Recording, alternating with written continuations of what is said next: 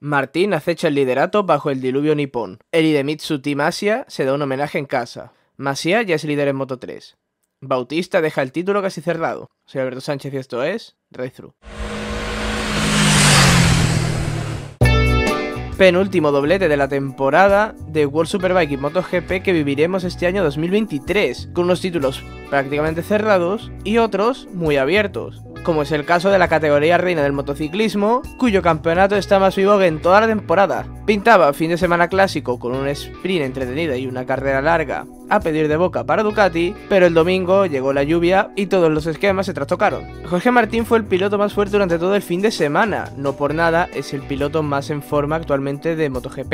En Motegi logró su segunda pole del año, pero con Bagnaia justo detrás suya. Es el campeón no quiere darle un respiro al piloto que busca arrebatarle el título. Tendríamos sorpresa en la primera línea con la presencia de Jack Miller. El piloto australiano realizó una gran clasificación con la KTM, algo que no nos tiene acostumbrados la marca austríaca. Suelen clasificar, digamos, regular, pero este se ve que es un circuito que le va muy bien, tanto al propio Miller como a su marca KTM. No por nada, Jack logró su última victoria en el campeonato la temporada pasada aquí, y Brad Binder subiría al podio con la KTM, iniciando su remontada por el subcampeonato del mundo de constructores. En la carrera sprint tendríamos una salida sin problemas y con las KTM nuevamente siendo las mejores en salida y metiéndose arriba, destacando sobre todo el inicio de carrera de Brad Binder, que se colocaría segundo. Jorge Martín mantendría la primera posición y tiraría, escapándose junto al sudafricano. Y es que a lo largo de la temporada hemos visto que estos dos, junto a Bagnaia, son los grandes maestros de las carreras sprint. Una carrera que estuvo marcada por la formación de distintos grupos. Era raro ver a un piloto rodando completamente solitario. Los dos primeros irían por un lado, seguidos a una distancia considerable de Jack Miller y Pecco Bagnaia, que se escaparían también de un grupo bastante más numeroso formado por Marc Márquez, Marco Bezzecchi, Johan Zarco y Fabio Di Giannantonio, que estaba realizando un buen fin de semana y que pelearían todos por el quinto puesto. Pero sin duda la batalla más bonita de toda la carrera fue la que nos dejaron Jack Miller y Pecco Bagnaia por la tercera plaza. El piloto australiano deseaba sumar un nuevo podio en carrera sprint que le permitiera retomar sensaciones ahora que está siendo bastante cuestionado, sobre todo por todo el asunto Pedro Acosta y el baile de asientos que podría haber en GasGas KTM, y con esta carrera quizás se reivindica un poco. Una lucha en la que tuvimos adelantamientos constantes y sobre todo una gran defensa del piloto australiano en numerosas ocasiones, y es que se veía que Bagnaia tenía más ritmo, sin embargo le costó una barbaridad adelantar a su antiguo compañero de equipo. Le costaría, pero finalmente lo lograría, y es que el campeón lo es por algo, y tras varios intentos frustrados conseguiría prepararse bien el adelantamiento y sobrepasar al australiano, aunque ya estaba muy lejos para dar caza de los dos primeros. Un grupito de los primeros que realmente nunca tuvo batalla, pues Martín se iría a mitad de carrera y dejaría a Binder en solitario. Nueva victoria en una carrera sprint para Jorge, que recorta la distancia de puntos en el campeonato tan solo 8, que podrían haber sido más si Bagnaia no sube al podio. El que sí subió al podio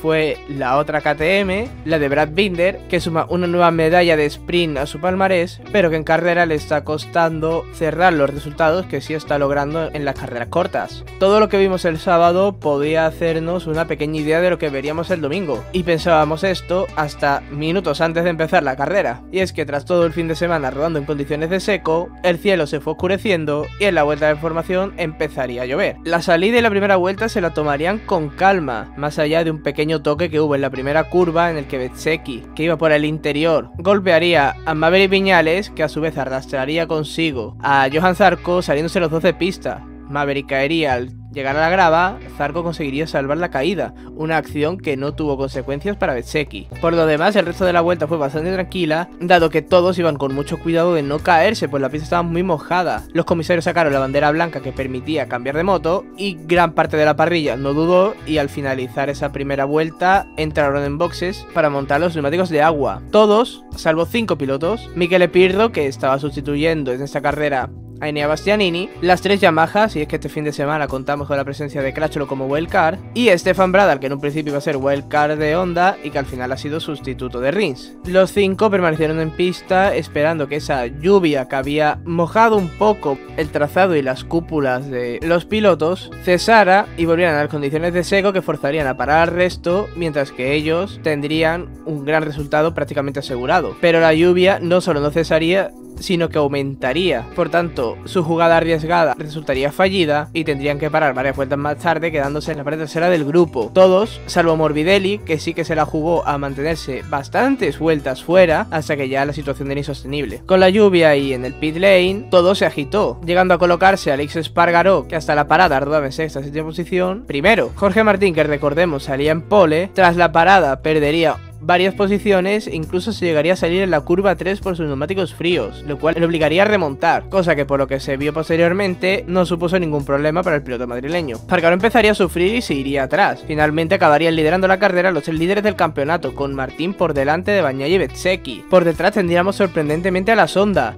Si bien Marc se había clasificado para la Q2 y en la carrera de sprint llegaría a hacer un más que digno séptimo puesto, Mir estaba rodando muy atrás durante todo el fin de semana. Por lo tanto, verlo tras la parada, colocado justo atrás de su compañero en quinta y sexta posición respectivamente, fue toda una sorpresa. Por contra, tuvimos a una KTM que pintaba que iba a dar batalla cuando la carrera en principio se iba a disputar en seco, pero que acabó con Miller diluyéndose en agua, aunque acabaría remontando posiciones, y Brad Binder yéndose al suelo en la curva 3. Esto permitía que durante ciertos tramos de la carrera Ducati rozara el título de constructores. La lluvia empezaría a aumentar y con ello Bezzecchi bajaría su ritmo. No solo se descolgaría de Bagnaia, sino que Marc y Alex se le darían caza, siendo además superado por el piloto de Cervera, que se colocaría en posiciones de podio. Los problemas, eso sí, comenzarían pasadas 10 vueltas. La visibilidad era reducida y muchos pilotos tuvieron problemas al respecto con sus cascos. Miguel Oliveira, mismamente, que estaba realizando una gran carrera, se encontraba en el top 5, acabaría abandonando. Joan Mir, por su parte, tendría una salida de pista que le haría retroceder bastantes posiciones.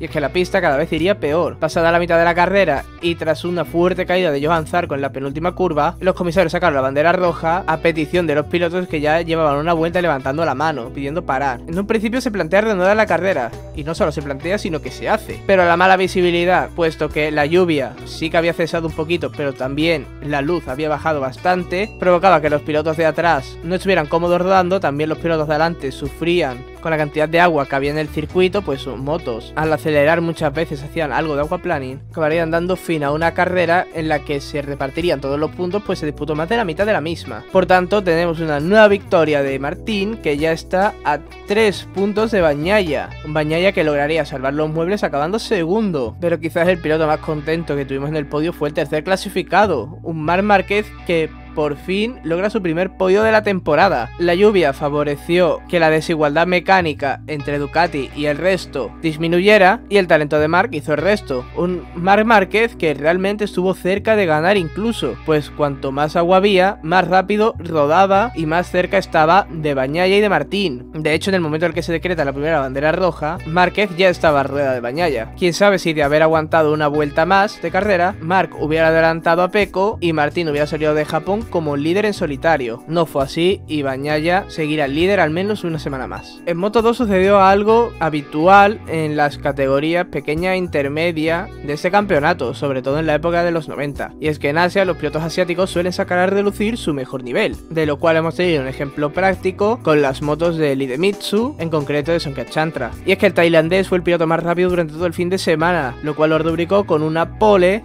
batiendo el récord del circuito, primera pole del año. Pero no solo Chantra le darían alegría al Idemitsu, y es que Ogura, recordemos, vigente subcampeón del mundo y que el año pasado ganó en este circuito, terminaría segundo en clasificación, con Dixon tercero. El equipo japonés, filial de Honda, corre en casa y eso se nota. Después del cauce de India tuvimos una salida limpia, con un pequeño, eso sí, toque entre Canet y Acosta que los mandó algo atrás, pero sin mayores consecuencias. Por delante, Chantra puso pies en polvorosa rápidamente y lograría escaparse apenas pasar una vuelta. Se trató de una carrera bastante tranquila en cuanto a adelantamientos, ya que durante gran parte de la misma los pilotos rodaban en solitario o en grupos muy pequeños. Pero lo cierto es que vimos a nombres un tanto sorprendentes en el top 10, como por ejemplo Marcos Ramírez, que va mejorando poco a poco con su nueva Kalex, y sobre todo Zonta van der Gorber, que sí que la habíamos visto rendir bien en agua, pero que en seco se venía abajo, como ya sucedió en India por ejemplo, pero que en esta ocasión sí que se mostró competitivo. El que no se mostró para nada competitivo es un piloto que está diciendo poco a poco adiós al título, Tony Arbolino, que después de lograr el segundo puesto en la India parecía que volvía a reencontrarse consigo mismo, pero la realidad fue otra, y el Motegi estuvo bastante perdido, rodando prácticamente toda la carrera fuera del top 10. Acosta por su parte remontaría y se lograría poner tercero, pero las Idemitsu estaban a otro nivel, como ya lo lo demostraron la temporada pasada en el Gran Premio de Austria, aunque con los papeles invertidos. Chantra lograría sacar una distancia de incluso 3 segundos respecto a su compañero de equipo, distancia que se vería recortada en el último tercio de carrera hasta el segundo. Sin embargo, no le daría tiempo a su compañero a dar alcance,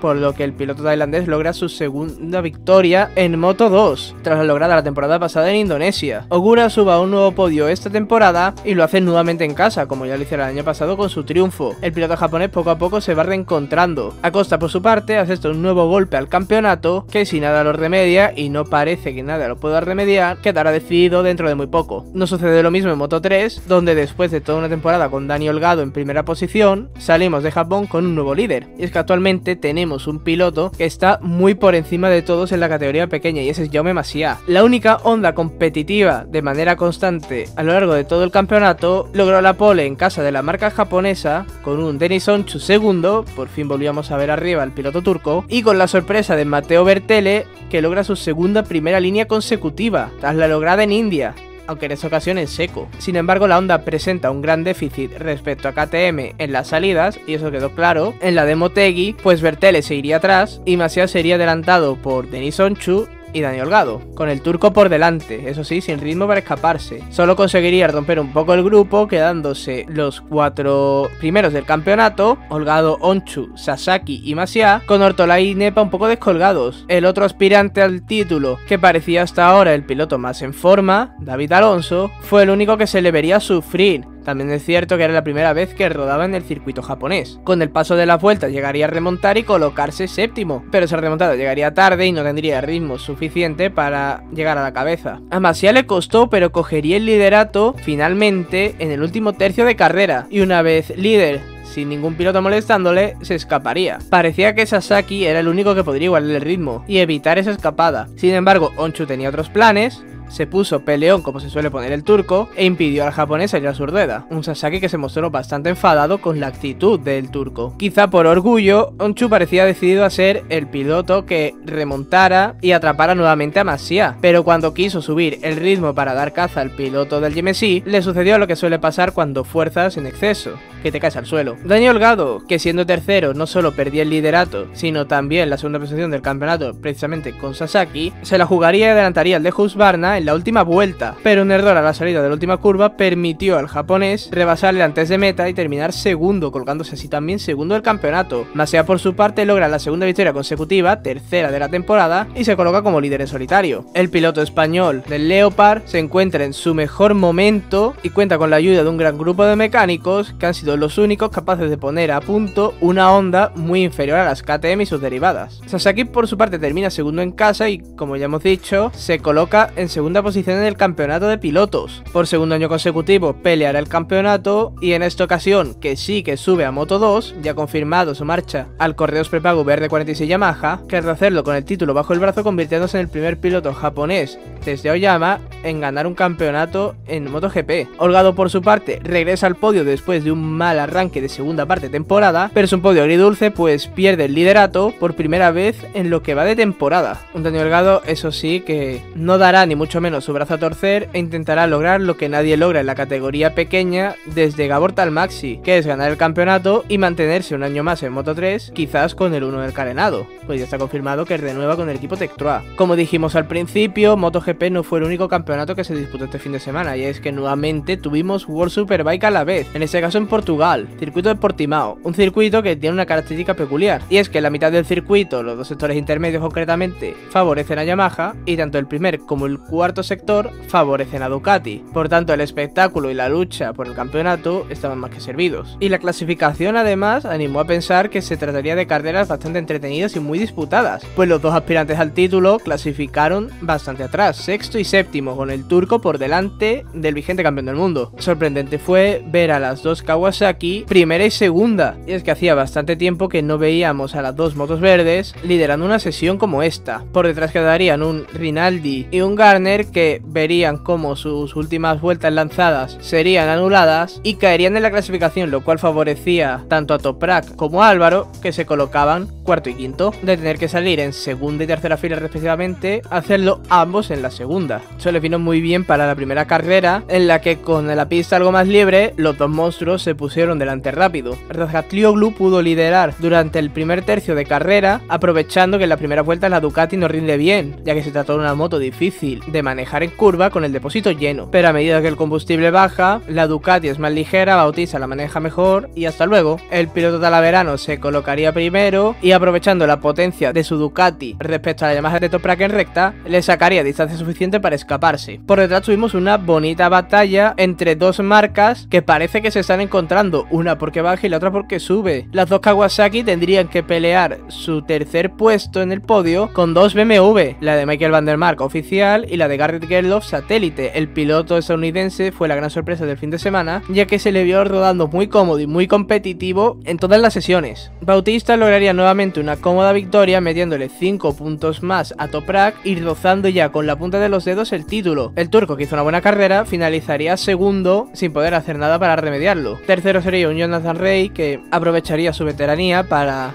administrar mejor los neumáticos que sus rivales y escaparse en las últimas vueltas. La Superpole Race del domingo tendríamos un guión similar en la salida, con los dos líderes del campeonato colocándose primeros. Las Kawasaki, que nuevamente salieron mal, no hicieron más que empeorar la situación cuando ambos se irían al suelo en la misma curva en la primera vuelta. Una acción bastante curiosa, puesto que no se tocaron entre ellos, sin embargo se fueron al suelo a la vez. Drama en el box de Kawasaki, que ven como las opciones de lograr una última victoria esta temporada se van alejando, aunque ahora viene un circuito como Jerez que quizá les venga bien. Por delante tuvimos una carrera casi perfecta de Razgatlioglu. El piloto de Yamaha supo exprimir al máximo su R1, sin embargo la Ducati en recta tira mucho y Bautista lo tuvo controlado todo el tiempo. El piloto turco llegaría líder a la última curva de hecho, pero el vigente campeón del mundo, siendo consciente de la superioridad de su moto, supo jugar con él en esa parabólica y amagándole que le iba a sobrepasar por el exterior, forzó a Toprak a cambiar de trayectoria y adelantarle por el interior, con una aceleración bestial por parte de Bautista, que cruzaría la meta primero nuevamente, como yo diría el sábado, teniendo ya bola de campeonato para la carrera 2. Eso sí, todo dependía de una victoria del piloto español y que su rival fuera como mucho tercero. Para la carrera 2, Toprak contaría durante unos instantes con una ayuda extra, y es que Locatelli, que terminaría tercero en la Superpole Race, se colocaría por delante de Bautista, por detrás de su compañero, tras la salida. Pero esto era totalmente un espejismo, pues todos éramos conscientes de que Bautista estaba un punto por encima. Toprak y Álvaro se escaparían, como era lógico, mientras que por detrás Rinaldi y Gerloff llegarían a Locatelli. El piloto italiano de Ducati superaría a su compatriota y empezaría a rodar en solitario, mostrando un gran ritmo y confirmando así sus buenas sensaciones en este final de temporada. Razgatlioglu rodaría como nunca, conseguiría mantenerle el ritmo al talaverano a pesar de que con el combustible bajo es un piloto imparable, e incluso llegaría a adelantar al propio piloto español, el cual aprovecharía el adelantamiento para rodar a rueda del piloto de Yamaha y dejar que tirara él un poco, ya que era consciente de que no se escaparía. Cuando entramos en el último tercio de carrera, Bautista jugaría un poco con su rival y comenzaríamos a ver una serie de adelantamientos, sobre todo potenciados por un Toprak que era consciente de que si Bautista lideraba se escaparía, que permitían también acercarse por detrás a Rinaldi, llegando a rodar por debajo del segundo de distancia. Esto planteaba un nuevo escenario que quizá le vendría bien a Bautista, y es que si su compañero adelantaba a Toprak y él ganaba la carrera, llegaba a Jerez con el título bajo el brazo. Pero en las últimas dos vueltas, ambos aumentarían el ritmo a pesar de adelantarse. Quizá Rinaldi también se quedaría sin neumáticos y la estrategia acabó a la basura. Razgatlioglu, con acciones arriesgadas, lograría ponerse primero en la última vuelta, la cual prácticamente sería un calco de la última vuelta de la Superpole Race. No conseguiría despegar lo suficiente a Bautista por detrás para cruzar la línea de meta primero sin que la adelantara y entrarían ambos pegados a la parabólica. En esta ocasión Toprak sí cerraría el interior, pero aún así la Ducati tiene mucha mayor potencia en aceleración que la Yamaha, y esta vez sí Bautista le pasaría por el exterior, cruzaría la línea de meta cerrando un triplete que le deja tan solo 2 puntos de certificar matemáticamente el campeonato. La impotencia se apoderaría del piloto de Yamaha, que en un acto de rabia partiría la cúpula de su moto al cruzar la meta, y es que Toprak no pudo hacer nada más para evitar lo inevitable, que era el triunfo de Bautista. Un Bautista que llegará a Jerez pudiendo cerrar el título casi en cualquier condición, ya en la carrera del sábado. Toprak y Yamaha tendrán casi un mes para preparar su estrategia de cara a la última ronda de la temporada para intentar obrar el milagro y despedir su relación con un nuevo título, pero eso ya lo analizaremos más adelante. Lo siguiente, el Gran Premio de Indonesia. Hasta entonces, a seguir dando gas.